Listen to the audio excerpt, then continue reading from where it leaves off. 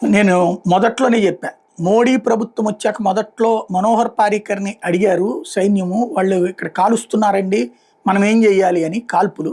అప్పుడు ఎందుకు ఆగారు మీరు అంటే, ఇదివరకు మన ప్రొసీజర్ ఏంటంటే, కాల్చిన తర్వాత లోకల్‌గా ఉన్నటువంటి సైన్యం డిఫెండ్ చేసుకుంటూ, దాక్కుంటూ ఉన్నతాధికారులకు చెప్తే, ఉన్నతాధికారులు రక్షణ శాఖకి చెప్తే, రక్షణ శాఖ హోంశాఖకి చెప్తే, వీళ్ళందరూ కూర్చొని డెసిషన్ తీసుకోవాలి. ఈ 2, 3 రోజులు టైం పడతది. ఈలోపు ఫైల్ లాగా వెళ్తుంటది. ఈలోపు వాడు మన పోస్టుల్ని పేల్చడం, అక్కడ విజయ గర్వంతో తలెగరేసుకోవడం అన్నటువంటిది జరుగుతూ ఉంది.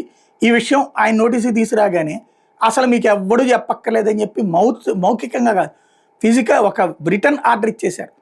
వాడు తుపాకీ తీసుకుంటే మీరు స్టన్ గన్ తీసుకోండి. వాడు స్టన్ గన్ తీసుకొస్తే మీరు మిషన్ గన్ తీసుకోండి. వాడు మిషన్ గన్ తీసుకొస్తే మీరు మోటార్‌తో లేపేయండి అని.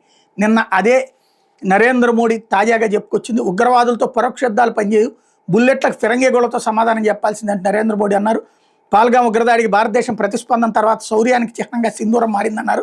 ఉగ్రవాదానికి వ్యతిరేకంగా చేపట్టిన ఆపరేషన్ సింధూర్ దేశ చరిత్రలోనే అతిపెద్ద విజయవంతమైన సైనిక చర్య అన్నారు. మధ్యప్రదేశ్ రాజధాని నగరమైనటువంటి భోపాల్లో శనివారం ఇండోర్ రాణి అహల్యాబాయి హోల్కర్ 300వ జయంతి సందర్భంగా ఏర్పాటు చేసిన లోక్మాతాదేవి అహల్యాబాయి మహిళా సశక్తీకరణ మహాసమ్మేళన కార్యక్రమంలో మాట్లాడారు.